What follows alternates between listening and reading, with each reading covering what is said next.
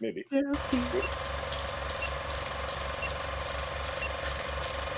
Turn on, tune in, and do it fast. It's time for the Evercast.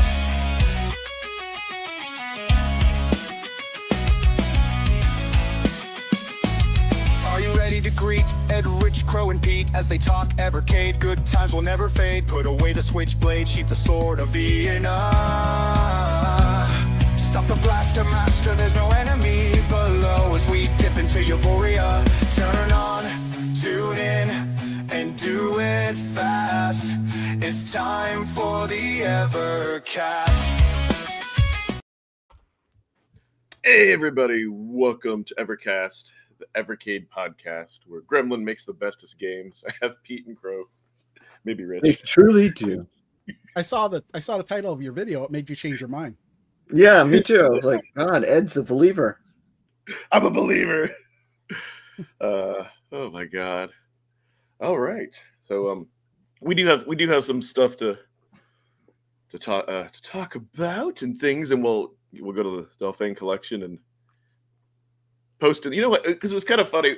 Chat post. How do you organize your Evercade games? Do you put them all in order? Do you mix them all, or do you put them alphabetically? Oh, was that the reason you were talking about that? Is that a In the poll? chat? No, that actually might be a good poll. No, because I just thought it was Oh, funny. is that just that because we were talking about that? Yes, Is that yeah. Okay. No, I just thought it was funny because, yes, I understand either you go in order or you go alphabetical, but you keep them separated by color, because to mix in everything would be pure madness. No, it's not. I'm ignoring the colors. I mean, what's the point in keeping them color separated if you're just going to mix them in the cartridge anyway? I agree with you in regards to standard video games like PlayStation, Xbox, and that. But when the spine is so distinctly and the whole wrapping is distinctly in one color, it drives me nuts. You know what I mean? Well, what would you do? Like, okay, you say that, but like, what about like when they had like the greatest hits?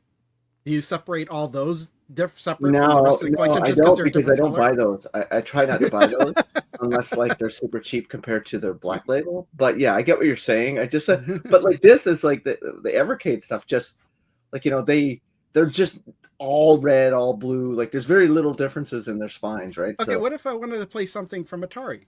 I mean, that way all the Atari stuff is right there, right next to each other, arcade and console. They're not separated into. Yeah, but then you get a feeling, do you want to play console Atari games? Oh, it's the Burgundy, right? See, yeah. No, see, it's funny because I go through the same process, and earlier what Pete said makes sense. If I want to play computer, they're all grouped together, they're arcade. And I kind of do the same thing. Just the difference is sometimes I'll stand there for a minute and be like, where the hell is this cart? But I can't bring myself to like have the numbers. I just have this feeling that I just have this feeling like all your blue cartridges are in the trash. Mine are. You've resold them. Right. No, I do color, and I think there's no right or wrong answer to that. Obviously, I do color. No, there isn't. You can organize it however you want. I'm just saying that however you want to do it is. You know, for 25 years or 30 years, my game collection room was never by alphabet. It was where it was just put in there, and it used to drive me nuts. And then, but now I've gone through them in the last 10 years and did by alphabetical, and even gone through them and catalog which ones had no manuals or stuff like that. So I have a complete Excel spreadsheet on all of it. Wow. Yeah. Yeah. Once you hit a certain point, you kind of have to do something like that. Right. Yeah. And what I do downsize significantly. What I do is before I go to like a convention or something like that, I'll take pictures. That way I could like, oh, do I have this? And I'll look at the pictures. Yeah. I use Game Eye as my tracking system, but that's not foolproof. Like I've still bought a double before, but it's like crazy. Well, I was keeping using collectors for a while, and there's some stuff where I'd be like, oh, I don't have that, and I wouldn't even look it up, and then I bring it home and say, wait a minute, I did have that? I could have swore I didn't have that. I didn't even bother to look it up because I was so sure. Fun stuff. Yeah, no, it just fascinates me. That's why I was just curious how other people like organize them. All right, who do we have in the chat? That's why that Windjammers title kind of annoys me, because it's not going to be with Data East. It's going to be far away from Data East. Yeah, that's a you problem specifically, I think. I'm going to change the spine so it says Data East. I can't wait to see you either make a video or like put a post like, "Hey, here's the cover that I printed out. If you want to use it." Dad East Arcade 2.5. Alrighty. Welcome, Lloyd JRM. Got Genejoke. We got Morley. Got my Cockerts. Got Joe Whitlash. We got DF. Who else do we have? Hey, Infamous Ian Hobbies. Wolf Sight. We got Column. Last night we discovered a potential blue. Was that the Steam? Because was that Steam key that you sent me? I don't know. Potential blue cart. Really? That would excite Ed? Your Go. Game Freak. Actually, I can't remember the game, but he said he was teasing me. He said this game is based off of an Amiga or like a C64 game, and then because he gifted me the Steam, I think it was only a couple of bucks. I had to play it, and actually, it turned out to be this cool shooter. I can't remember. It was like a you can't remember the name of it. What was that, Gene? Oh, no Konami Blue. Is it Raptor? Are you talking about Raptor Call of the Shadows? I might have to. Because that's a shoot 'em up that was on compete. I played that on DOS. That would be an awesome game. Did you have to buy weapons? Did you buy your weapons with cash in between levels? Yeah. Yes, and you could like upgrade them, and you could have like 2 slots on either side. Is that? I can't remember the 2 slots. But I'm pretty sure you're talking about Raptor Call of the Shadows. Yeah. That's funny. I have to like look through my recently played. But no, I seriously thought he was going to troll me. And I was like angry. Oh, no. 1993 Space Machine. You know, what's funny is I have that and I don't remember anything about it. Yeah. I was actually surprised. With me. 100%. I thought he was messing with me. But well, no, anyway, I told him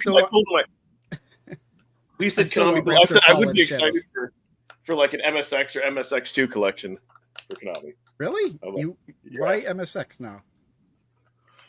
It's different. Like I remember kind of like, first getting into emulation, like what are these MSX, MX2 systems, seeing like there were versions of Castlevania and Metal Gear, and it was just different. Here's the thing. I was like, I don't know about MSX just because there's no game on the MXX that has smooth scrolling. Everything's choppy. That's the Master System arcade hardware, isn't it? MSX? No. MSX is a Japanese computer. Oh yeah, I heard about that. Yeah. Yeah. Cool. Konami put a lot of their games on the MSX originally. Oh really? Yeah. Like Parodius originally started on. Is that related to the PCFX? No, that PCFX is NEC, I believe. That's an NEC computer, kind of like TurboGrafx. Yeah, I know. I have one. I played it once because it came with 6 games on one disc as a kind of a hack. But I have a MSX, PCFX. Now, so it looks like a tower, think but it's a game console. I don't think Ed would be happy with an MSX collection after he played it. It'd be different. I like to figure it out. I mean, it's different because I had back when I had the Saturn, I had the MSX collections on the Sega Saturn, so it had all the Konami games. But it was up. You could play them on a Saturn, Sega Saturn. Should be maybe specific. That could be cool. I didn't know. Oh no! Colin says he's 3/4 through Broken Sword 2 and it crashed. Now you know how I feel with Cathedral. Yeah, I feel your pain. I feel your pain. But yeah, let's go into polls if I can stream merit. I remembered and then I forgot what the hell I asked, and then I'll remember again. Oh, okay. So actually, no, I was actually Pete, you gave me the idea for this one. Because we were kind of talking about big IPs, unknown publishers, and I was really curious. And but Konami, Sega, and Namco are not IPs; they're companies. I know. Somebody corrected. They're they're intellectual properties that whatever. I think I like I'm like whatever, but I knew you'd say that. But I was curious. I said, would you rather have that or unknown publishers such as dual indie game cards? And I was curious. And actually, I was nobody first time 0%, but 105 people. I like that people put a balance of both, because really that's kind of what I want. Well, what would something else? What would be an example of something else? Because your options are Either one, only the other, or a mix of both. What would something else be? Nothing at all? I don't know. Yeah, but if I don't put that, somebody always says, "Why didn't you put the other option?" Yeah, so that's why I kind of put that. People are saying possibly a cross between indie and everything else. But yeah, no, this made me happy because I'm like, okay, I'll put it out there like three favorite, three favorite companies. What would people really like? I mean, well, this result kind of doesn't surprise me because I think most people would just be interested in anything, really. Anything that I'm more interested in seeing what they put out rather than anything specifically. Yeah. Big IPs, unknown indie games, balance of both. Yeah, it's tough to truly get when you give people an option that is a bit of everything. They'll tend to choose that as opposed to making a hard choice in a poll. Yeah. Yeah, I'd have to go maybe more game specific, but I would like, or just say you got choice between big IPs, unknown indie games, and that's it, and make them make the hard choice. I would go with indie games myself, personally. Yeah, I guess if you reworded it to be like, what would you more prefer to see? Big IPs or unknown Yeah, polls are hard. Well, I don't know. Unknown is kind of loaded. I would just say indie games because somebody's got to know about these. Like what somebody might not know about an indie game, and somebody does know about indie game. I mean, yeah, narrow it down to the two. But yeah, no, I miss indie games on Evercade. I hope we see like a single or dual cart this year. But something cool. What like we did get it something, right? What was the last one that we got that had indie games on it? Dual one like Mars and what was that other one? That Metroidvania. Metal Dragon Life on Mars. Life on Mars, yeah. I'm still not at that one, so I still got that one to play. You just sit on it. Here we go. No, okay, there we go. But yeah, okay. I want to see more. I want to see more indies. But yeah, not surprised big IPs are over that. But yeah, next time do a hard poll. There are a few comments.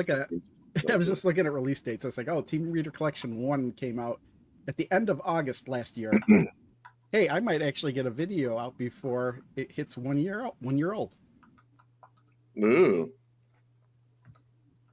Oh, that's true, Gene. Roguecraft isn't far off. That's true. That's a single. When is that coming out? Is that the end of August? Isn't that coming with Neo Geo, I think, right? Oh. Yeah. That's coming with coming with Neo Geo. That'll be at the end of this month. End of next month. I wish it was the end of this month. Yeah. So that should be. Oh, wait. We're expecting it to end next month, so I'll probably get it the month after. Yeah. Yeah, I was gonna say, good to see that Video Games Plus still doesn't have a separate Evercade section. They they still have stuff you can still pre-order. A lot of sold outs. And then I think Funstock has some deals. Oh, what do you guys think of? Then we can talk about collections. Let's see if we'll share. What do you think of the Evercade VS Solo? Like without. Oh, this is their new thing. Yeah. So you can't just say Evercade VS. Now you gotta say VS R Solo when it's exactly the same thing. Yes. What's different between this and the one we already have? Yeah, that's what I'm trying to figure out. The color, and then you can get it without. Okay, besides the color, besides the slight change in color, you can get it without a game. Oh, you know what it is? The Solo just means it's packed without a game. Yeah. Yes. Yeah. There you go. Ooh, good lord. plus a cartridge bundle, $135. Mm-hmm. But Why are still, they? Oh, no. why wouldn't you just call it Evercade VS? I mean, yeah, I mean that helps differentiate it from the other ones when you're buying it. But who's gonna say Evercade VS? Oh, what do you have? An Evercade VSR Solo? Yeah, I guess they want to make sure that you're not getting anything. You're not getting anything, and then look at that. Remember when this was the price, and you would get like two games. You'd get like Data East and like Technos for like around that cost. I honestly the don't handheld remember looks really cool. what the VS was. The handheld looks cool in those colors, but You know what it looks like? It just looks like the original NES color scheme. Like the light, almost like the grayish white, the dark gray, and then the red. Those are exactly the NES colors. how does this work, by the way? Do you just pick it and then you just get to add? Oh, and then do you just get to add a cart? Add a cart to your cart? Oh, you just go. Oh, okay. So you just go to this pull down. Oh, look at that though. You're limited. Yeah, well, yeah, they're not going to let you pick a cart that they don't have anymore. Yeah, I almost thought this would Pico Interactive. I bet you the Giga carts aren't in there either. Nope. No. Click on the drop down. Oh, maybe Full Void actually. I think that's Full Void isn't a Giga cart. I don't think it's not. Oh, okay. Then yeah. I almost thought that said Pico 1 for a second. I was like, what? Oh, we can't. If you're clicking on the drop down, we can't see it on the screen. Oh. Yeah, it's okay. You can choose from Technos Arcade 1, Irem Arcade 1, Toplin Arcade 2 through 4, not the first one. Pico Interactive 2. That was the one I was saying that I thought. Indie Heroes 1, Full Void, Metal Dragon, Life on Mars, and then the Bitmap Brothers 2. That's it. Just out of curiosity, are they sold out of the Tomb Raider VS bundle? They don't have that anymore. I would assume they're not. They don't have that in stock because. Yeah, I would think Great so. question. It probably must have sold out, right? Yeah, they got it. No, those are just the two carts. I'm talking about like remember when the last year when they had the bundle with the system. Oh, okay. Was it last year? Yeah, it was last year. Yeah. Last August. It was at the VSR. They still have it. Yeah, so why wouldn't you scroll down? You got the VS there. How much are they charging for that? Is that compared to the VSR Solo? How much was the VSR Solo? I think it might be more. $135. Wait, what was the price difference? Like $3? Yeah, and then this one $131. Let's see. Yeah, but then you're getting a Giga cart, which is a slightly more expensive cartridge, which you probably can't get with the Solo bundle deal. Yeah. Oh, that's a great observation. I don't know. Yeah, I don't know why. So those are cheaper. I guess if you don't want Tomb Raider and you want to pick from one of those other games, I don't know. Or you're just hell bent on getting that color scheme. True. You're like, I don't have this color set yet. I need it. But then you wouldn't be getting that bundle. You'd just be getting the Solo by itself. True. But yeah, that's funny though. Like the cost of those are so. Yeah, 121.87, and this is 121. So these are the same cost. You just don't get Tomb Raider. Yeah. That's funny. Yeah, actually, scroll it's gone. Okay, I can go back. No, it's not a big deal because I just noticed they had literally the EXP Solo right above the EXP R with the Tomb Raider bundle, and I was just like, oh, they got them literally right next to each other. So yeah, if you scroll, there's the Solo, and then if you scroll right down, there's the EXP R with Tomb Raider.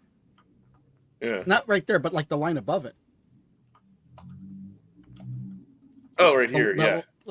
Yeah. That's what I'm saying. If you scroll up, it's like literally right underneath it. Right underneath. And it's the same price. Yeah, so they're the same price, and you're getting a game with that one. Yep. That's what I thought I saw, and I was like, wait a minute.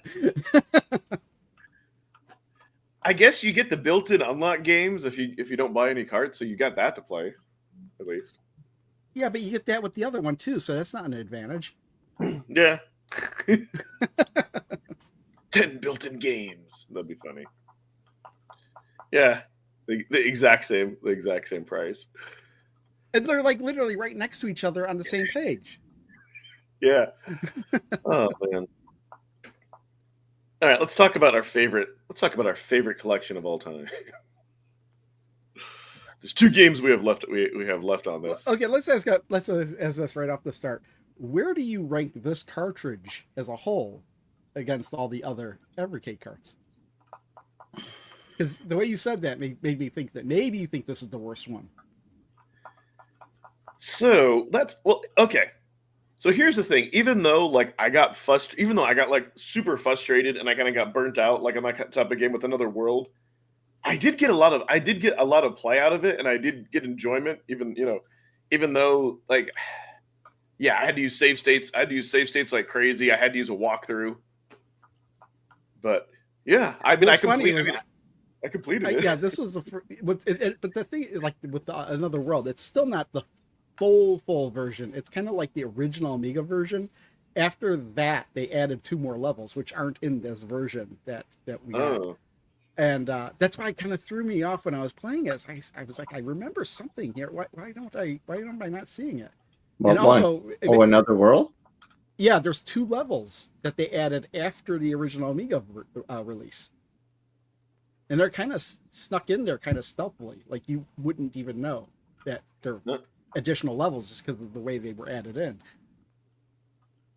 But it was funny. I'm just thinking about how when I played that game on the PC when I was in high school, I never realized how close I was actually to finishing the game.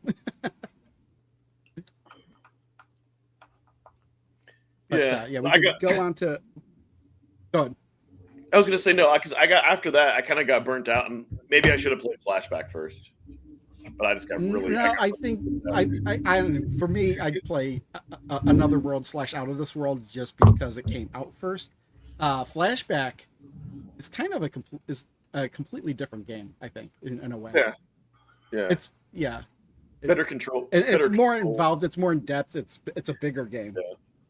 Yeah. You know when you play something and you hate it as much as you enjoy it because it's like, yes, finally completed it, but I wanted to get through the end. I was like, oh my god, but it was just without save states back in the day. Well, yeah, I can see that. There's certain games where I didn't like playing them, but I played them just to be like, okay, I finished it. I saw everything there's to see. I don't need to go back to this one. Yeah, and that's why I liked Full Void, because I'm like, it took out all the pain of that. But so the next, we're going alphabetical. Future. Let's take a look at Future Wars. Yes. Okay. Now, this is actually the first game, the one that was originally the first game that was released on this pack. So this is the oldest game in this pack. And took me forever to understand. Went right to the part. This is exactly the part of the game with the elevator and the keys. What I thought was ridiculous. Well, there's such a sharp learning curve in this game. Like just getting out of the airport and at the start trying to figure out, how to get past customs, all that kind of stuff, right? It's like, that's why I think these games are interesting, but man, they're not my jam. None of them are. I don't want to like point and click adventures, and I know, Ed, you kind of dislike this just because, well, at the time there was no mouse support. But I was saying point and click adventures with a controller aren't bad. And the reason I said that is because normally in point and click adventures, you don't have to do things super fast. Okay. Yeah. You could, True. But in this game, there are sequences you have to be super fast. Like that, during in the combination to the door here. And it's like, it's not enough that you know the combination and you could just hit the numbers. No, you have to bring up the menu for every number you want to hit. And you're like, okay, select one. Okay, I want to action number 1. Okay, and then your cursor's now in a different place. And you have to move it back to the next number, and you have to make 3 clicks for every button you wanna hit. And you have to do this in a really strict amount of time, and it's hard to do with the controller, but it would be way easier with the mouse. Yeah, it's like I haven't really tried these with a mouse, but when I originally played them, I played them with the controls we had available, and it was a Yes. controller. So now playing them with a mouse, I might appreciate them, but I'd really, for me, I'd have to get into the story. The story has to interest me before I can enjoy the game. That's just the way it is. And if story's not interesting to me, or it's like I probably won't play it. Full Void, the story interested me. I enjoyed that. Um, like I wouldn't. I think this was a cozy game genre before there was cozy game genres. Like except for the urgency you just mentioned, right? I That's like pain in the ass. use sheaf of paper. Huh? Yeah, I Uh, think sometimes they get a little over complex in the controls, but I guess that's how they grew that part of the genre back in the day. Like they were simplistic, and they said, "Well, they got to have more complexity because the player base wants it, right?" oh, also, Yeah. this was another thing. I'm looking here too. I know I'm Operate supposed to put the news. sheet of paper in that machine, but it's not enough that you can just put use sheet of paper on opening. It's like, but you have to be standing in just the right Yeah, spot in order for him to do it too. He won't automatically go to where he's supposed to go to do it. it still Yeah. annoys me to use. They use the word "use" and "operate" as distinct actions, which drives me nuts. I'm like, you probably Yes. could have used them both the same, like one It's word for them. I was like, I remember this. I was like, where the hell am I supposed to stand for him to put the? Isn't he close enough to put the sheet of paper in the machine, or the sheaf of paper, Yes. as it says? There's Like, nothing that how much closer can I be? Do I need to be standing on top of the thing? Yeah, exactly. dude. Yeah. There's nothing that Hit it with frustrates me them more than games all. like this. Yeah. If you're not, yeah, like you said, if you're not close enough, yeah, use operate. I mean, Like, and that's the thing. It's not something like Monkey Island where I feel like they kind of made that better. Well, I Monkey don't know. Island is leaps and bounds more accessible than these games, in my opinion, Yeah. yeah. and Well, they better. came out a lot later too. Big Yeah, Yes. they learned a lot, right? Um, Yeah. yeah, Like I Gene think says, it this was is very, clunky. Even with the mouse, it's yeah, still very clunky. Yeah, Yeah. it's this is better. very, yeah. I was gonna say, but even so, like King's Quest, and I guess this may be like one of the first point and click adventure games where you didn't have the text parser to type it in, I because never we played had King's games like Quest. King's what? You didn't I like King's never ever Quest? played King's Quest. I've heard about Oh, it from so many different like well, YouTubers and those stuff. Sierra games, Yeah. they're Well, Yeah. Sierra's the ridiculous. granddaddy of them all, right? Yeah. Yes. So Yeah. so They're they're the ones considered that the kind best of, company ever to do those games, right? yeah. I don't know if they Yes. were the first one to do the graphical point, and they weren't really point and click. They were more like you could move the character, and then Yeah. when he got moved, They were you like then a little typed bit in. like 2D Mist, right? Um, Remember Mist when it became 3D? yeah, It was Mist kind was of just more of an that adventure was game. that was solely mouse controlled though. Yeah, that's Yes. true. Yeah. Yeah. I I know Metal Jesus Rock speaks highly of the Sierra games, so That's because he worked for Sierra. Yeah. Yeah. That's what I was gonna say. Yeah. Yeah. But the evolution is like these games are an evolution from like those text adventure games where it was all just text, and then they Yeah. kind of evolved to where you got images to go along with the text, and then the next step up was kind of like the Sierra thing where you can actually control some of the stuff on the screen, but you still had to type in your actions. But this one was probably one of the first ones where everything could be just controlled with a mouse, which I thought would work with the D-pad. But the fact that there's action sequences in this game too, like where you have to shoot people by clicking on them, and it's hard to do with the controller. I want to go back to something I important. Yeah. Mhm. Yeah. No, I want to go to something important Pete said because it's like, and I think it's the one thing I think that determines if you like these games. It's like, do you like the story? Do you like the universe? Do you like the characters? And yeah, I could not get sucked into this. Like I thought this was like pretty bland and kind of like meh. You know what I actually mean? the story for this one isn't bad, but you have to. It doesn't pick up till you actually start time traveling. Oh. yeah, see, Which like that interests me, but getting there kind of might. I mean, Yeah, and yeah, in order Yeah, to start slog. time traveling, time traveling, you have to get past that trap where you have to enter the key, and that was incredibly difficult to do. Yes. But Although this like, the one, I will story say, isn't bad. I was gonna say, at least what I like about this more than Broken Sword, it seems to be more interacting with items, not just like talking to characters and reading like walls of text. Like this does seem, I don't know. Well, But the only reason I made it through the game is because I kind of would follow a walkthrough. I'd be like, okay, I don't know what to do, and I'd just go to the walkthrough and be like, okay, that's what I yeah, need to do next. Okay, that way I'm not like playing this game forever, and one of the common problems with point and click adventures is sometimes you don't see something on the screen that you need, or Yes. you have to perform some action that just doesn't make sense to you. Like you have to steal this guy's clothes because you don't have the right clothes for the time period. And you have to do this. So he throws his clothes because he was swimming in the water, but you're hiding up in the tree. So like you're supposed, like I don't know how you're supposed to put this kind of. Oh, that's going to be my plan. I'm going to hide up in this tree and wait for some guy to come by and strip his clothes, and I'm going to take his clothes. Like, how would you think that there? Why would you think that somebody was even going to come over there? Right, exactly. Like that's what that's what kind of always put me off on these games. Like there's too much. I have to do too much real like thinking. And even back in the day, it's so easy today. But imagine 20 years ago, there's like no YouTube. Like you'd have to go to GameFAQs or something like that, right? Well, GameFAQs didn't exist. This is before the internet. There you go. Even worse. So you know what Sierra did? They had a I don't remember if they had a line you could call for help. They might have had that, but they also were like, "Oh, we have a hint book. Just send us, $10, and we'll send you the hint book." And then the hint book would have like common issues that were places where people get stuck, but then have one of those red cellophane strips that you would cover over the answer, so you didn't accidentally read something you didn't want to read. That's awesome. That's cool. It's not a spoiler. But if you really got stuck, you'd send in for the help manual, and you have to wait. You'd have to mail it in. You'd have to wait for it to get delivered, and then you'd be able to get your answer. Yeah. Use and operate. That is. Yeah, I kind of remember thing. use and operate being confusing. I just don't. It's been a while since I played this, so I don't remember. But it's funny. It's like if you walk in this, I think it's if you walk in this village with the clothes you have on, or maybe even in this building with the clothes you originally have on, they know that you're weird, and they just kill you, and the game over. You better not go into that village, Crow.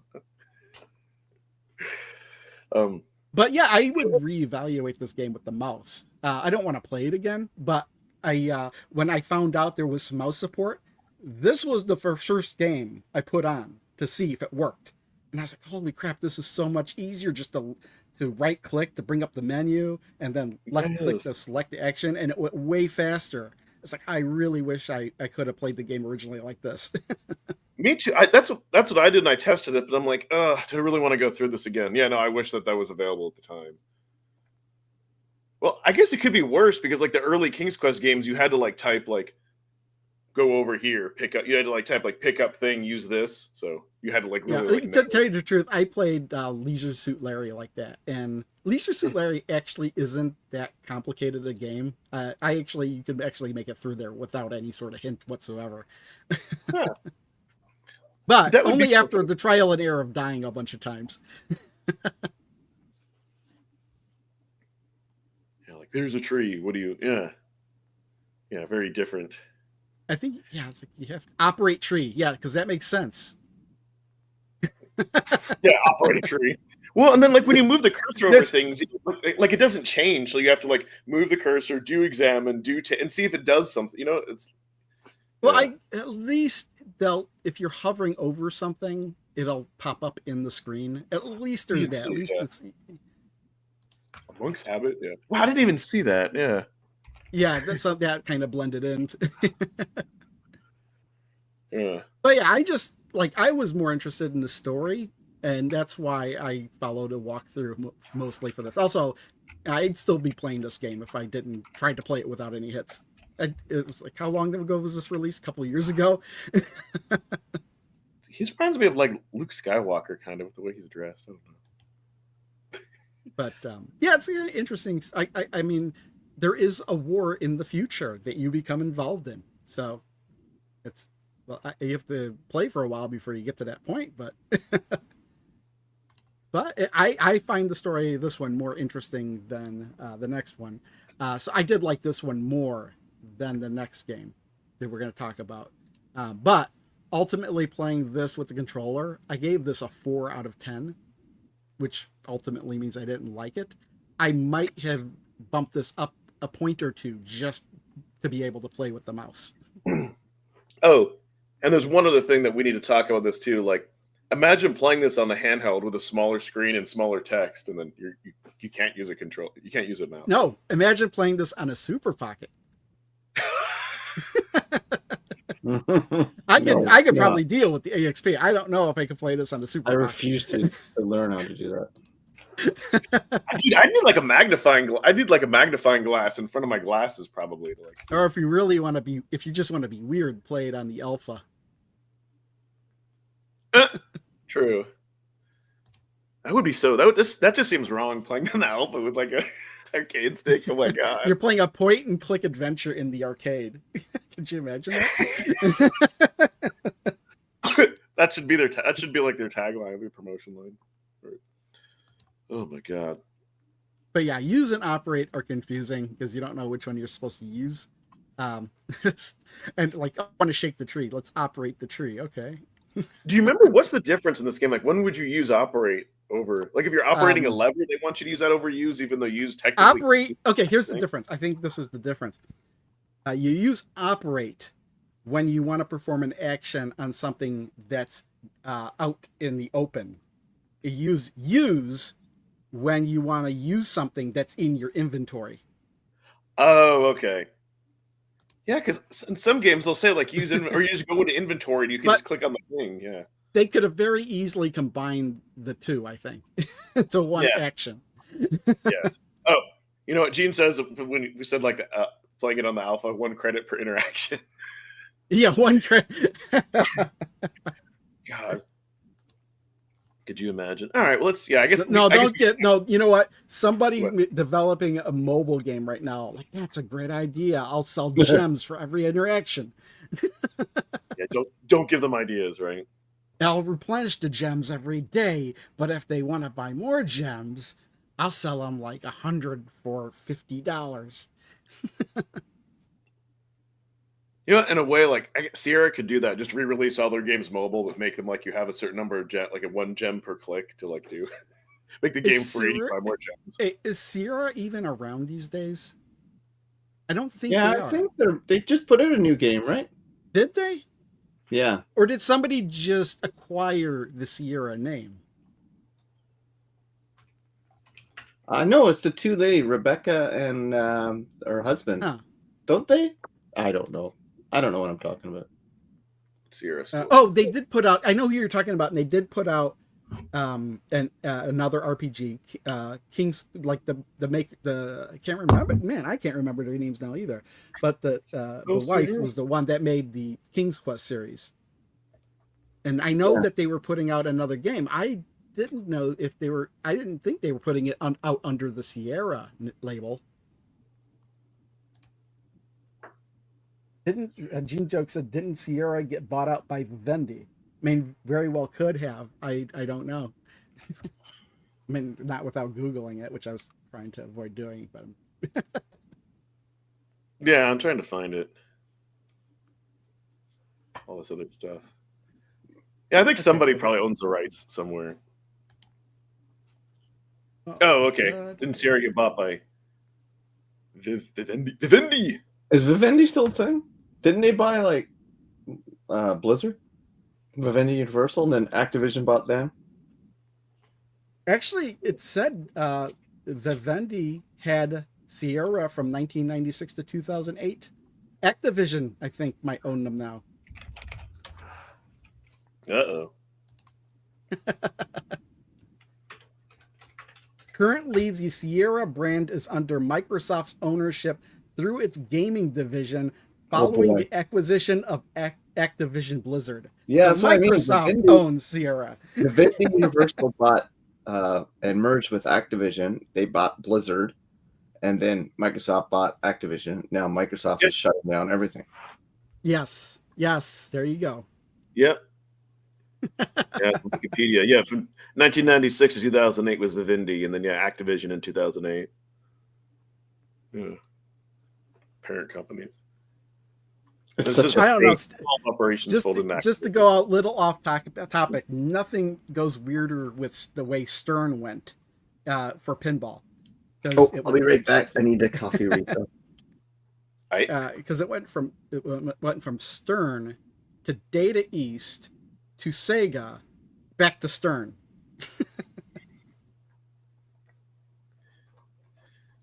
Sierra's website's abysmal.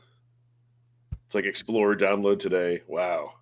Well, they're There's not. not much They there. haven't been there. They haven't been their own company in a long time. So why would they need a website? I don't know. Well, it seems funny because it this really link seems lets to you be download it. fancy.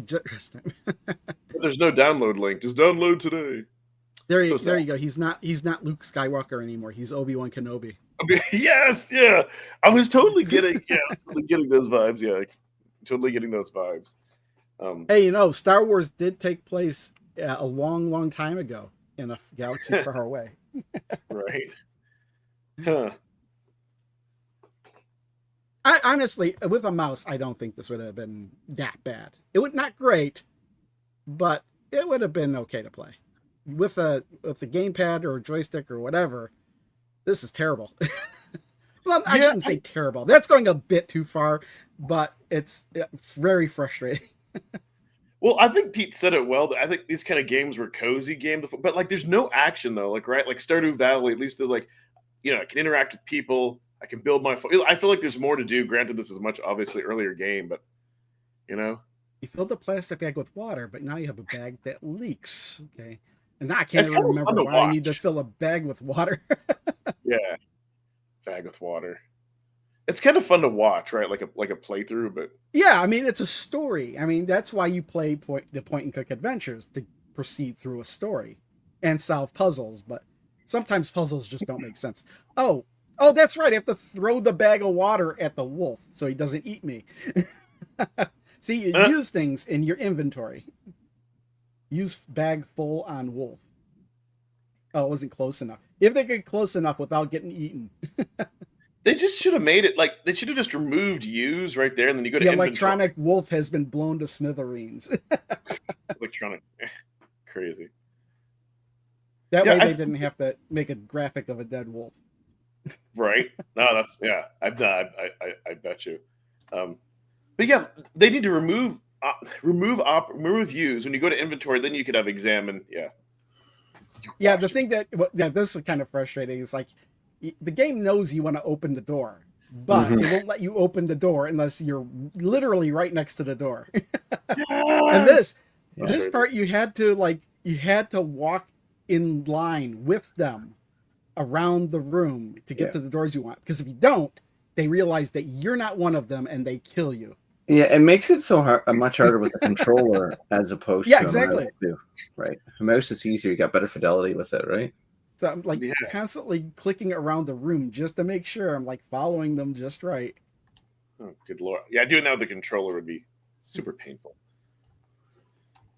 I guess we should talk about the other point and click that's on the last game. I'm just gonna tell you, I had to remember how I rated these games, and like I said, I gave Future War 4 out of 10.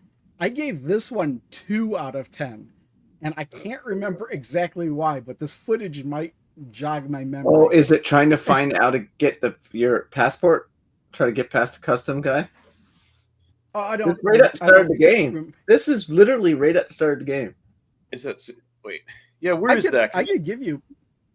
No, stay in the bathroom right here. This is the thing. You got to figure it out. This was so frustrating, and I think it's like you got to find like a secret compartment in your suitcase. Like, spoiler alert, but yeah, I don't know if I made it past here actually, because I think I went in there, went to the bathroom, looked at all my stuff, and this was so frustrating. My God. Okay, here's what's interesting about this.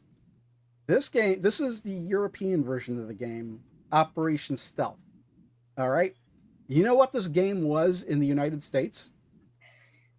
Or in North America, I should say. It said the page I'm looking at says United States, but I'm pretty sure North America. This was a James Bond game. They changed your character into James Bond. Yeah. Which kind of made some people angry because, as you know, James Bond is British, yet this is an American spy. And they didn't change the country or anything, so they had James Bond working for the United States in the U.S. version of this game. That's wrong. That's so wrong. Whatever happened to MI6? It's not. I think the reason I rated this lower was because I think there were a lot more action-based sequences in this game that were a lot more frustrating with the gamepad. I'm not the puzzles. No, I don't. Yeah, most point-and-click adventure games, there's usually puzzles in there that you like. Oh, I need to look this up because I have no idea what I'm supposed to do. I don't think I got past this point, or maybe I did, and after that, I was like, "Good lord!" You got to examine your briefcase. And Yeah, you have to make a red passport. herrings in here. Like you go into that one stall and you investigate the toilet and all that. It's just annoying. Really, really just annoying game. Yeah, I think, and the thing is, I can't remember if the passport you make might be different for every game. You might, because it might not just be the same passport. How did this review back in the day, I wonder? Pretty good, actually. This came out in 1990. Oh, man. This is a boomer game if I ever heard it. Let's see here. Reception. Okay, I'm just reading this from Wikipedia. Reception. Computer Gaming World described the game as somewhat of a disappointment. The magazine criticized the game's hidden object game-like interface and clumsy parser, and stated that the graphics and music were inferior to that of Future Wars, and that the central plot had little connection to the game's puzzles and arcade sequences. Yeah, there were a lot. Oh my goodness, I just remembered the whole tunnel thing. Oh man, that was terrible in this game. I blocked it out of my memory. There's like just maze after maze after maze. You finish one maze and there's an even bigger maze. And it just keeps going. There's like 4 or 5 of these mazes that are incredibly frustrating, especially with the gamepad.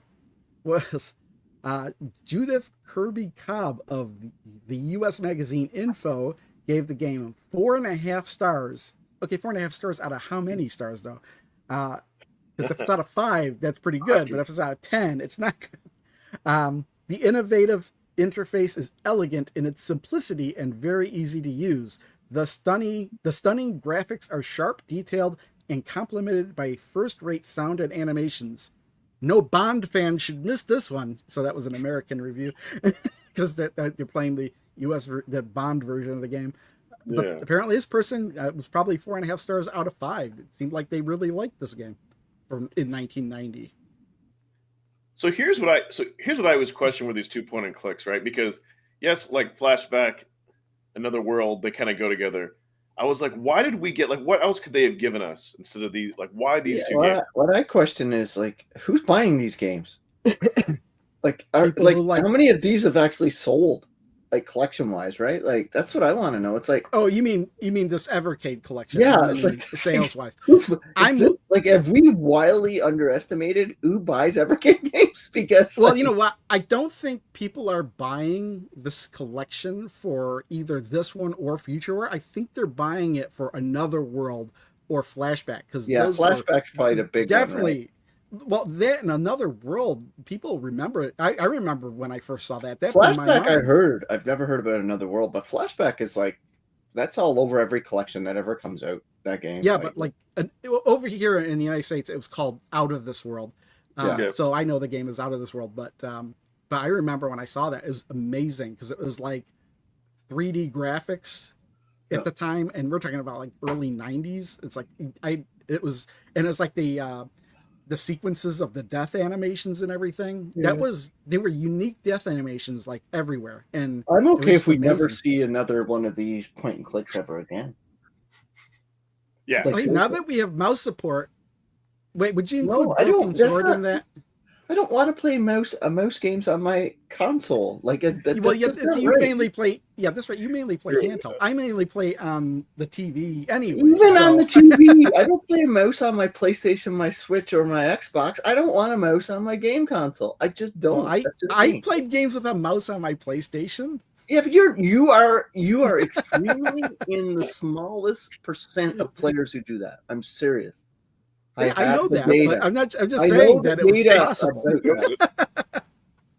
No, you're just being a contrarian now. Like, if I buy a game and there's a If I Evercade if wanted I mouse get a on their game, console. If Evercade wanted a mouse on their console, they would have gotten a peripheral for it. It just here's feels the way I look at it. If I buy a game and there's a controller out there that I could play, make the game a lot easier to play with, I'm going to buy that controller and enjoy the game even more. I know, but Evercade doesn't even believe in it enough to give you their own branded control mouse. They don't need to. Like, I don't think they don't need to. They didn't even need to give me a gamepad. I'm just saying, when people, Crow, you're arguing against 40 years of gaming. Consoles that hook up to a TV have never come with a mouse. You know that. Yeah, they never came. So with they've a trained mouse. console gamers for half a century for this, a gamepad in their hand and simplistic controls. They have. Yeah. All I'm saying, You know I'm right. You know I'm right. Dude, remember, like I'm not saying anybody's wrong. Oh, that's true. Nobody hasn't said anything that's wrong. I will correct but remember, like Mario Paint was one of like that came with a mouse, like kind of before that. Yeah, it was just like, But yeah, that was a game that came with the mouse. So he's saying like the Super Nintendo would have come out with a mouse. Yeah, exactly. Like that mouse was used You in buy what, the Super 5 Nintendo games? and you get a mouse with it. that would It's be like weird. Super Scope. Then how do you explain Rob? Yeah, no, I know the answer, and you do why they did that, because they wanted to present the NES as a toy as opposed to a video game because of the market crash. That was They why. did that, but Yeah. but But what I'm just saying kind I'm of not saying is you're the wrong. I exception don't to think what you were anybody's talking wrong, about.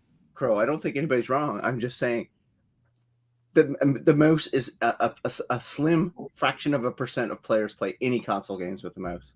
Yeah. It's just the data proves that. No, I agree with you.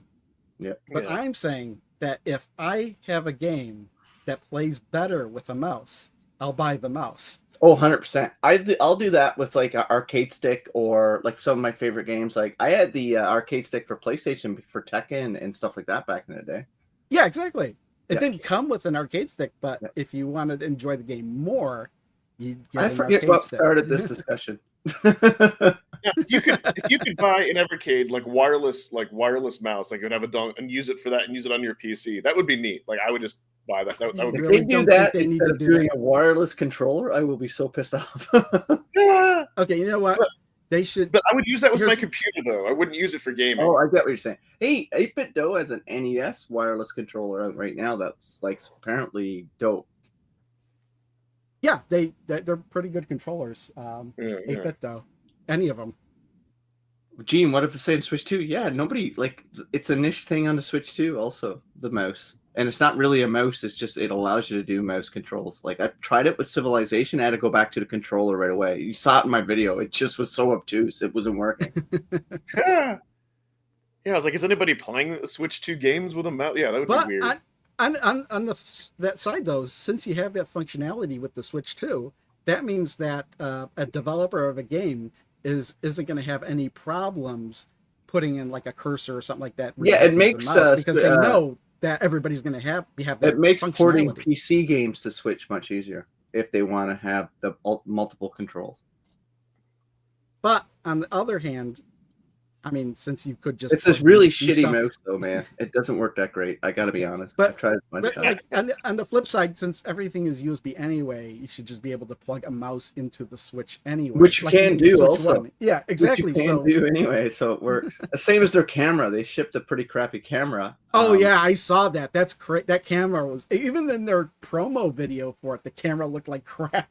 I have it somewhere, but it was. But they you could put any camera in there you want. Really, it's an interesting. It's shaped thing like what they're doing. It's a piranha plant, isn't it, with a camera in its mouth? No, you can get that as a secondary one. Yeah, I just got the Okay. stock one, Okay, I didn't know there was another one. but I put it back in the box after using it for like because there's some performance issues when you're playing Mario Kart. Like I was playing with my buddy and like we had our faces up and then we just turned off because we were getting some performance issues. Really, it was affecting the game. Yep, because it has to stream the game on when you're playing online, plus your image, and it wasn't optimized the greatest. They may have fixed that since then, but Ah, okay, maybe. Yeah. That's just Nintendo's like, you're using too good of a camera. You're using a better one. no. can't We gotta handle- put out we have to put out a crappy camera first, so in a year we could put out a better version, charge people more, and get more money. yeah, Nintendo didn't have a lot of great games at launch, so they figured let's get peripherals out there so we can make our money on some tons of peripherals.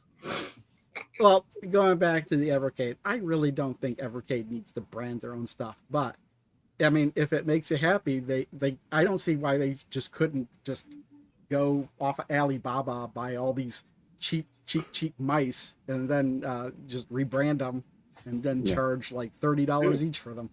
Yeah, I have no idea why they never went and took the existing controller and just made a wireless version with it. It's like it's such a proven technology. I would like, cause the wires are. It just drives me nuts. I'm sure I can use an 8-bit DOE in that, but I want my I'll tell you, branded Evercade. It keeps the cost down because then they don't have. No, they sell it as a separate SKU. Yeah. Oh yeah. Well, oh, you mean have a? I don't want it as a Evercade. pack-in. I don't want it as a pack-in. I just want an Evercade wireless controller option. Well, you're talking about wireless with a dongle? Yeah, a little Okay. yes. I thought you were talking about a new Evercade that actually had Bluetooth functionality. Oh, if the Evercade 2 will have Bluetooth, I guarantee the Evercade 2 will have it. It would have to. We have to start talking about the Evercade 2 because 5 years into this life cycle, they got to put a number 2 out soon. I say that they shouldn't call it 2. They should actually be more clever with the name. Yeah, I wouldn't keep the name Evercade, right? Because it's got brand awareness now. Yeah. Oh, so I did want to point out. Yeah, it's got to be Evercade something. I'm talking about like Super Evercade, something. It'll be I don't. the VS2. Maybe not Evercade 64. I don't really like that. Before we move on from this, just wanted to point out at the 16-minute mark. Now you finally get through the friggin' airport. That's how it's kind of. How long slow. is this video? Do you know how long this video is? An hour and 40 minutes. Yeah. So 60 minutes to get out of the airport. If there's ever going to be a future in which we have to burn our Evercade carts to stay warm, the Delphine will be the first one I throw into the fire, followed by Worms 3 or Worms Collection.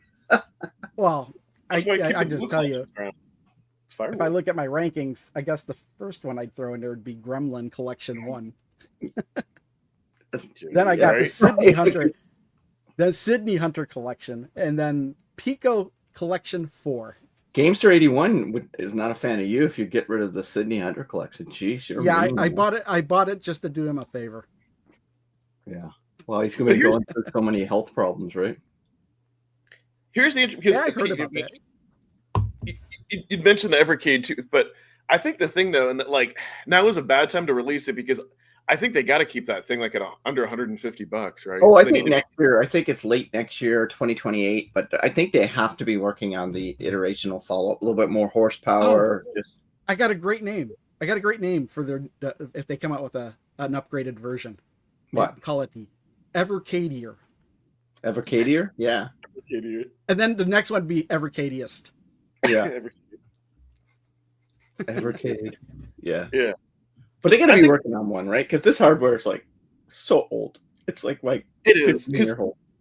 I think there's definitely, especially with the Switch 2, not having the smaller sizes for indie games. I think there's a market for people wanting physical copies of indie games, and I'd love to see Blaze kind of have the Evercade 2 kind of be more of an indie machine, support the Unity engine for Christ's sake. Because you're not going to see many Switch 2 indie titles because no way they're paying like $16 for a 64 gig cart, like. Exactly. Well, yeah, and selling about $30. People wanting selling the game for $30, they'll make $1 on each game. Yeah, exactly. You're saying people want in physical versions of indie games, but I don't know if there's a lot of people to say. Because remember indie? Oh, dude, hold my beer while I tell you about a little company called Limited Run Games, Super Rare Games, Limited Print Games, VNY. Like, there's literally 50 companies in the marketplace selling physical versions of indie games. Yeah. So people do want it. Games in particular, like everyone, like there's that's what all those companies the physical version. Yeah, okay.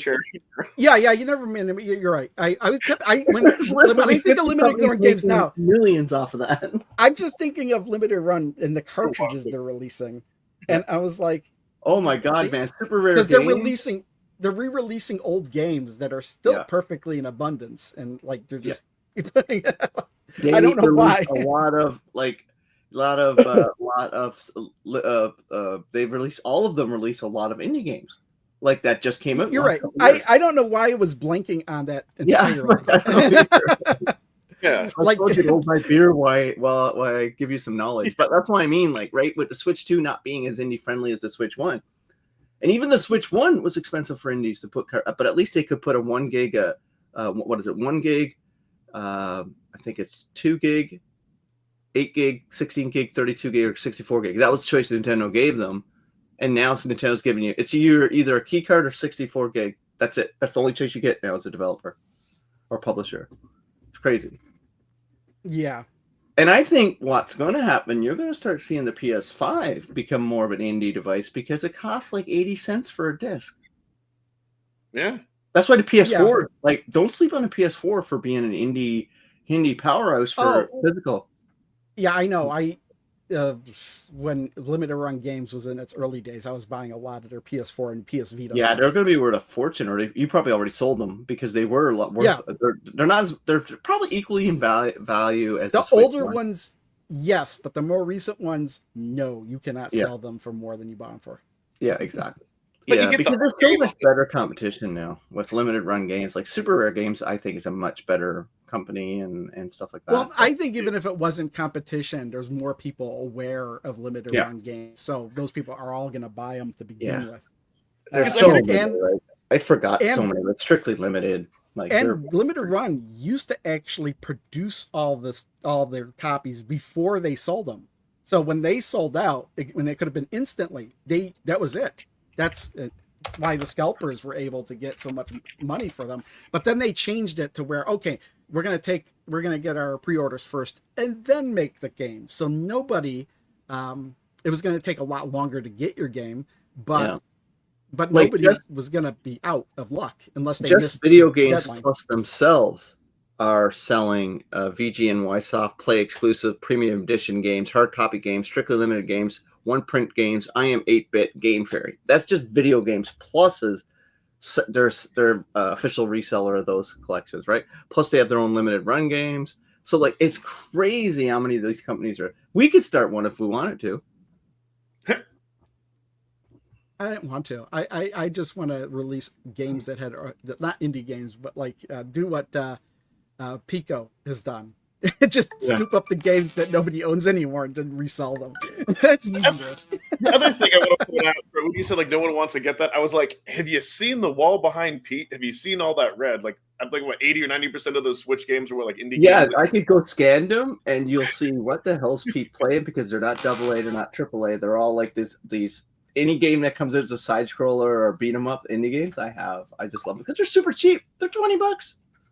Yeah, and you get the whole game on the thing, and you don't have to and download you get a any little. nonsense. You get a little things, yeah. It's like most of my games in this side of the collection over there is mostly indie. I got the standard AAA's for Nintendo, like Mario's and all that kind of stuff, because they're awesome. Yeah, so yeah, that's what I was thinking. Like, I think there's that market where people like they want like some physical, they want like unknown because like for example, okay, bear with me a second. So like it's neat like when Rich puts out a video like on the VCS and puts out some indie games because Steam is like thousands of games and that kind of gets lost. So I'm like, and that's why like I found some cool ones to add to my wish list. But that's what's great about Evercade, kind of curating those. Ooh. So, yeah. Here's one sorry. of your Dark Chambers. That's a reprint though? Yeah, it's a new one. It says Atari. It's Atari Plus on it. Jeez, hold my beer again. Hold my beer again. Yeah. What difference does it make? It's the same cartridge. The official. Oh, yours is newer than mine. Yeah. If it, There's new on it. Mine doesn't say new. Oh yeah. that's cool. I only point out that one, but I got like games like this that were never actually released. Crow, that's my original that I bought back in the day. I actually had that Nice. that copy too. I sold it though. That game, if the 7800 come out roughly around the same time as like maybe even this launch time as the NES or maybe a couple months earlier, it would have changed the game for Atari. Oh, But I was They just, waited too late to put it out, and because the hardware was ready in '84, they Yes, delayed it. exactly. Yeah. No, well, I was just a comment on one of my the last video I put up. I was just bringing this up. Atari had made every wrong decision they could have possibly made after the Atari 2600 was released. Oh, 100%. They just The got Atari beyond that. 2600's Yeah. success was the reason Atari failed. Yes, because they got so much hubris. They were all disjointed about the computer line, the own console line. They got scared with that little market crash, and then they had the 7800 humming, ready to go. Oh, The it's moment worse than- Nintendo released in that test market in the US in '85, they should have just been prepping that because they had them in warehouses, and the games are good. The games on the Atari 7800 they had at their launch and ready to go in '84 were better than They were a lot good. of the black box. They were games good for on- '84, but not '86. But they were better than a lot of the black box Nintendo games that launched. Yes, because a lot of black box Well, you know, Nintendo that's games what I'm were all saying. still single screen games. Yeah, they so could have pivoted, and they still could have like took advantage of it. But it's worse than you think for Atari, because their original plan, the 2600, was only supposed to last 3 years, and then they were supposed to release a better console. It was the 5200, which was which the 5200. Like imagine like the 5200, but without like the controllers and all the the 5200 was the Coleco killer. Imagine if that came out in 1980. They had that ready. They had that market there with a better controller because their controller was like gross. But yeah, they had it because their games were just as good as Coleco. Do you know television was doing their own thing? But do you know why the Atari 5200 was so goofy with the controllers and the fact that it was the lawsuit, right? Box. It was so goofy because executives got bonuses if the console released with one of their patents. Yeah, exactly. You're right. Yeah. So they were trying to shove everything they possibly could so they could get a bonus. Storage that's why we have the weird analog controller. Really work. Yeah, that's why we have the box that had the one plug for both power and video. And the storage device couldn't really fit two controllers in there comfortably. It was so much wasted space, 5200. But like that's why I say the 7800, if it hit within a month or even at the same time as NES, it would have Atari could have changed some of the kind of directions and stuff. But, kind of tangentially Evercade related. Phantom Fiction is bringing up the Pac-Man themed Atari 2600 Plus. Now, apparently Bandai Namco and Atari have some sort of deal going because that's not the only thing that they're releasing that's Namco related. They are re-releasing Atari 2600 games that were originally Namco games but released by Atari. So we're getting like they're re-releasing like the Atari 2600 version of Pac-Man with a newer version of Pac-Man on that same cartridge. They're also releasing like Dig Dug, Galaga, 7800 versions, I think. And it's Atari 50. They have DLC. Yeah, which makes me wonder is like, wait a minute, how come Atari can release cartridges with Namco games? And what about Evercade? When are they going to get back to releasing some Namco stuff? All fairness, I think when those companies get a call from a company like Atari, they answer the phone. Whereas if they get a call from a company called Evercade, it's probably going to voicemail. It's just life. Atari, no matter what you think of Atari, their name itself carries a lot of weight, right? Okay. If you're just going by the name. Hello, this is obviously. Like, just think about it, right? Atari. All these people at the fields, like, back in the day, Atari, regardless what it. And I must say, Atari's done a lot of good things in the last 5 years, man. A lot of good stuff. So you think that Namco is actively avoiding Blaze's calls? No, I'm not. I just use them as an example. I'm using them as an example. You put in any other name that's not Atari, Sony, Xbox, Nintendo in there, and it's it's the same thing. Right? Yeah, I'm just saying they already have Namco cartridges, but like what's taking so long? Why can't? And now that we have them playable on the VS, something's got to be going. Evercade's not interested in them anymore. They're interested in something else, right? New other games. You would think that if they have already a connection there, they could easily get us a Namco arcade cartridge. Trust me, Andrew and them are pretty smart guys. So I think they know what they're doing. Like, they know where their bread is buttered, I guess. So they probably have reasons around that, right? Like, let's go spend our money on Tomb Raider stuff as opposed to Namco stuff, right? Or I kind of have a theory about that's kind of a theory about that. Like, and kind of relating to arcade, like Arcade 1-Up, they release Pac-Mans every year. The fans complain that it's the same thing, but it's like a steady stream of income. I think Blaze does that, like with the blue collections and like the European niche collections, because they expect X amount of sales, and they feel comfortable, and they kind of feel comfortable doing that. And I think that they're easy licenses to get.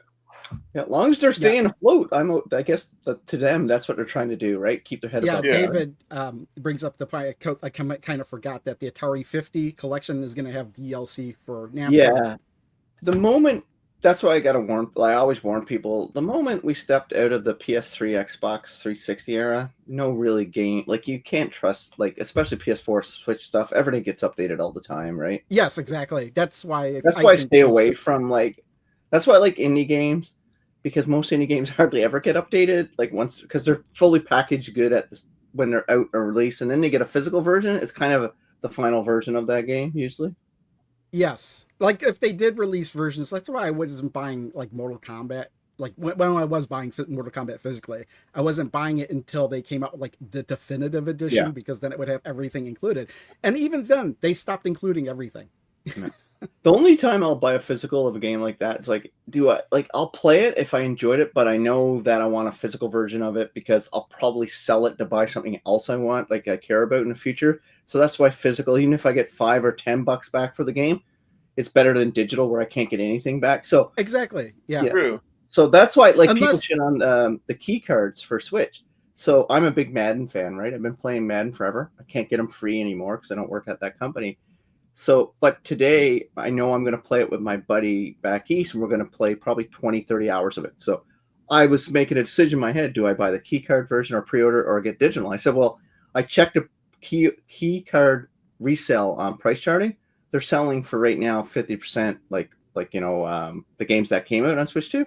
So even if I sell Madden down the road, after I'm finished playing it, probably in 6 months for $10 or $15, at least I got something over digital, right? So that's how I look at it. It's a little bit better than digital. I mean, it is not much, though, but a little bit. It's not much because the thing with the key card is, it's still a digital game, but you can at least transfer that game to somebody else. That's what I mean. It's more than little. It's more than little because if somebody wants to play, because I'll be done with Madden by November. I'll finish my franchise and I'll be done. So November, I'll still probably get $30 or $40 for it because somebody's going to buy it instead of paying $100 for it. New. Yeah. So I'll still get something for it, right?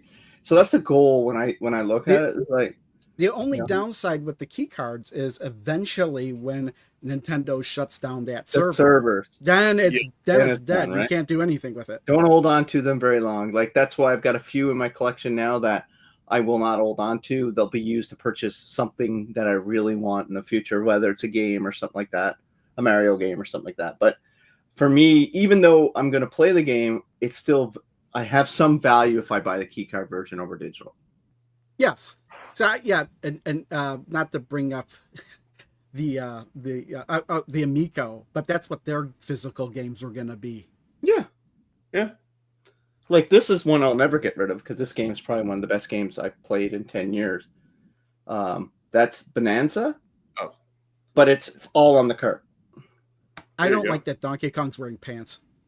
No, he's naked. You only get to put pants on him as a choice. He literally says naked in the I'm just saying the redesign, when I saw him with pants on, that kind of threw me off.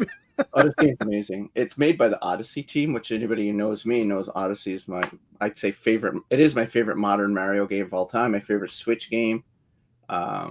It's like, So my modern Mario, I got to say that modern Mario because everybody knows my retro Mario. I don't know if Bentley Bear is overrated. He's just the only Who's Bentley Bear? He's the closest thing to a mascot Atari has. The Bentley Bear is the bear from Crystal Castles.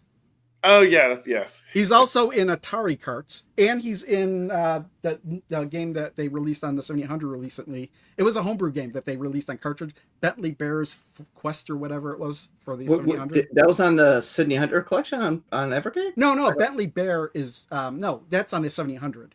I don't know what that is. But we do have on the Atari Arcade 1 Crystal Castles. That's not a bad game, Crystal Castles. I don't mind that at all. But that's Bentley Bear. Oh, yeah, the little guy, the bear running around, yeah. Okay, that's his name. Okay, I completely forgot on that. But he also showed up in Atari Carts, which was a Jaguar game. Jaguar, what a piece of shit. So before we do kind of, because I know before we run too long. Final thoughts. I do want to talk about real quick. What's the next collection we're going to talk about starting next? It's up to you, Next man. show. You're the host. Sort it out. Well, actually, Well, we well, I have a need to- choice. I think. You don't know. You're asking us. I don't know either. Well, it's He's asking No, me but because I like to do them in order. Release. well, that's order. what I was going to say because Crotus he hasn't played everything yet, so that's why I want to. Well, if we do them in release order, then I'm far ahead. I'm based on where we are. Let's see, where is Delphine here? What number was Delphine? Here it is, C4. So I mean, if we go in order, there's still 1, 2, 3, 4, 5, 6, 7, 8, 9, 10 carts before we hit Tomb Raider, which is what I'm on. So Okay. next, we have a choice: Full Void or Home Computer Heroes Collection 1. Ooh, how about Home Computer Heroes? Because that's more than one game. Yeah. Full Void is just the one game. Yeah. We Yeah, can do I don't Home think we need Computer to do a full Void But- review. We've done There that you go. before, That's- so. Thank you. I was Bentley thinking Bears we Twisted- talked about that game so much that I agree. There's Bentley Hey, Bear. Crow, I just realized the 7800 reprints are available on Amazon Canada. Yes, they sell them on Amazon too. And they're like Yeah. super cheap. It's like $30 on Canada. Yeah, that's how much they are on Atari's website too. Yeah, but I don't have to pay for shipping and duties from Amazon Canada. Yeah, well, whatever works best for you. Well, they show the Trump tax now on Amazon Canada. They call it the tariff That's tax. hilarious. Well, the thing I noticed with Atari too, Atari upped all their prices on everything by 10%. Yeah, I love the Because- 7800. Like I always been a fan of that on my old channels, and I've always had there's something about because I have the 7800 Plus because my old 7800 doesn't work anymore. So I got 7800 Plus, which I think is a fine machine. A fine machine. Which I'll never update. I've never updated it, so because I don't really care about a lot of games. Is that your updated OG? it. No, this is the latest one. I Yeah. actually in the video I put out yesterday, I unboxed this. I've had this since March. Yeah. Yeah, I don't I'm putting mine away once the Polymega 7800 module comes out because I can just load all my 100 because I don't have a lot of boxed 2600 or 7800 games because who did, right? Mine are all cart, so I'm just going to load them all up on the 7800 on the Polymega. Oh, just a heads up. You know what's after Home Computer Heroes Collection 1? If we already did a Full Void. Yeah, we're not going to do Full Void. I think we've talked about it. You guys convinced me to play it. I drooled all over it. I absolutely loved it. I'd love to play a Full Void too. Ooh. Electric Yes. Boogaloo. They're like, you know what? Only our audience gets that reference. Right. True. But no, what's after Home Computer Heroes Collection 1 if we skip Full Void? I think we already did it, but yeah. The Duke. Yeah, we Nukem did. We've collections. talked Full Void multiple episodes. Yeah. Yeah, we've done it to death. Yeah, I don't want to talk about it anymore. I just want it to be because I'll start finding issues with it. Crow will start talking about some critiques on it, and then I'm like, oh yeah, it's not as good as I remember. True. What's the next card after? Oh, Duke Nukem. The Duke Nukem collections. Oh gosh, I haven't played those since the first couple months they came out. Oh, I played you know the what's GBA funny? one the most. That's the one I There enjoyed were the most. No, there are actually 4 carts that were released on the same day. Both Yeah. Duke Nukem collections, Good Boy Galaxy Witch and Whiz, and Demons of Astborg and Astro Bros. Oh, I Ooh. love Demon of Astro and Astro Bros. All I 4 love of that those got card. released on the same day. Awesome. Love Yeah, that. some of my favorite collections.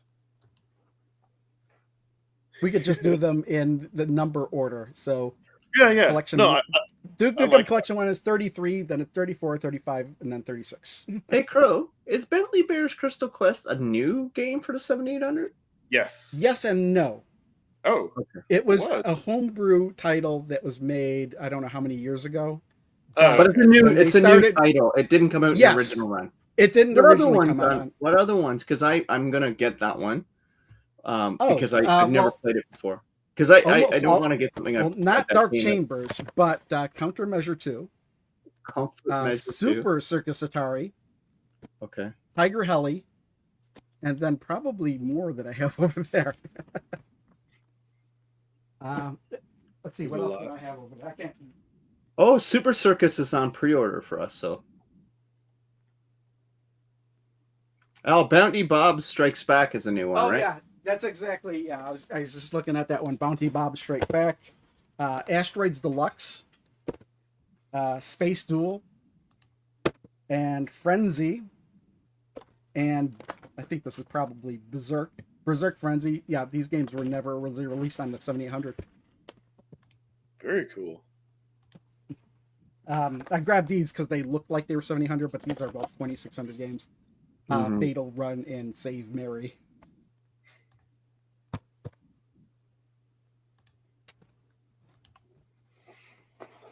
What was that? Yes, it is actually Asteroids Deluxe. It's not like it's not Asteroids with the Asteroids Deluxe background like some companies put out. Nice. Atari's been killing it, and it's priced right between $30-$35. And you get like the complete in box with the booklet. And well, actually, what's funny is these two, for whatever reason, were $60. I think it's because they were really limited. But yeah, like the plus you get full color manuals with them. Nice. And they have sleeves for all the cartridges. And they're all available on the website, right? There's no actually. Last I checked, those like Super Circus Atari showed up as sold out on Atari's website. Yeah, you got to pre-order them in Canada. There you go. I actually pre-ordered them in April, I think.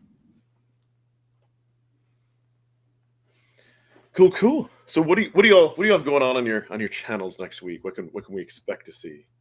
I have no clue. I don't have anything coming up. Actually, got some shorts coming up, but I haven't been too busy playing this. I'm trying to finish this, do a first run, and then go back and once I finish the main story, which is awesome. I'm playing that, and then I got some. I might have a new Toy Stories for channel members coming up. I'm just trying to figure out which order I want to do those in. So that's not much. It's summertime. Most of the time in summer is like, head of the house, right? Cool. What about you, Crow? Zaccaria Pinball? Yes, actually. It's been 2 weeks. They put out another table, Granada Deluxe. But also yesterday I did put out a video with unboxing those 5 games that I originally showed and playing them. And I didn't care how long the video is, and that's why it's an hour long. And I'm still working through Tomb Raider. I'm got 4 levels to go in Tomb Raider 3. Nice. Maybe 5.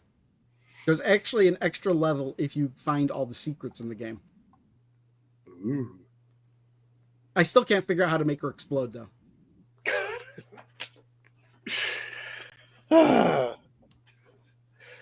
It's funny because if you look at it's funny because in Tomb Raider 2 there were multiple ways to make her explode. It's like everybody seemed to put out a different way to make her explode, and it all worked. And this one, it's like I can't do it. It just doesn't work.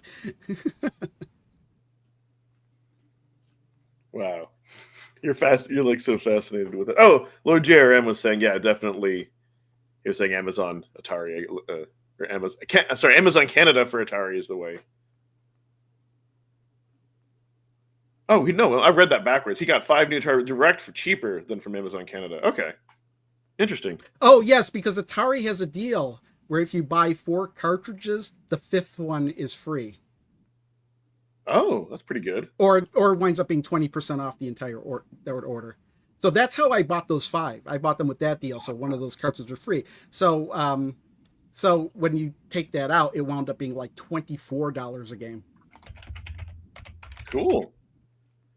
Deals and deals. And talk about my channel for a moment. Tonight I'll be live sometime, streaming more. Maybe even streaming some Evercade. And yeah, I don't know what I'm going to do next week. I know I'll do my monthly members video, which will be fun. But I don't know I don't know what an Evercade thing. For some reason, I was thinking like, oh, cool, we're going to get the cards another this month. No, we have a whole other thing. So I'll have to.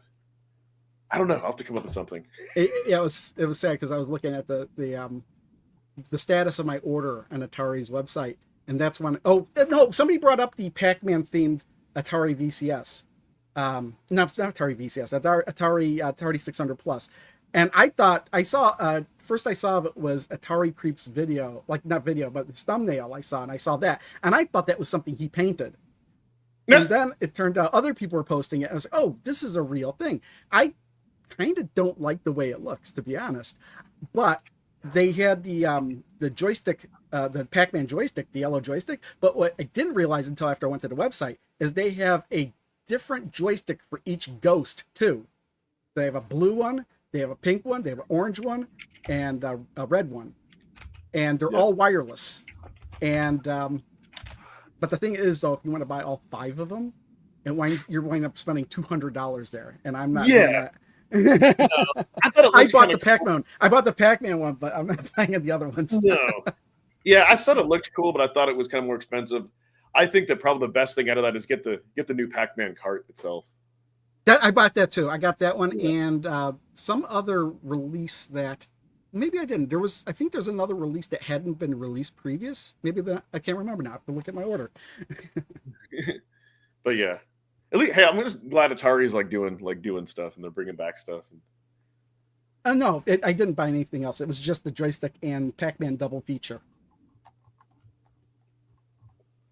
But all right. Well, anything before we end it? No, we're getting close to the hour and a half mark. Anything else? You're saying that, yeah, the 2600 version of Pac-Man was not great if you compare it as a port, but that's actually the very first version of Pac-Man I ever played. That's the only one I ever played.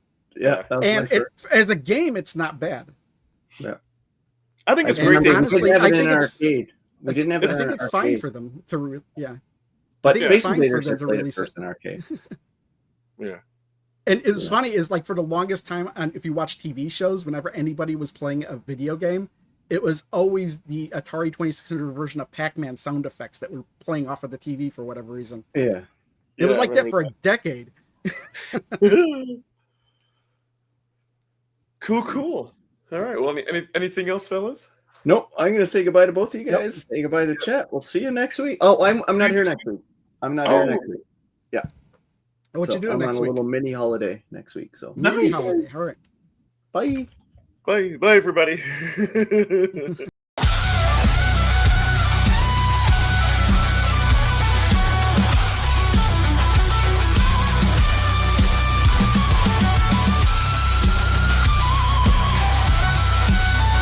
Thanks, Crashline, Immortal Sojourn, Amber Cummings, Joe Whitlush, Alex Groot.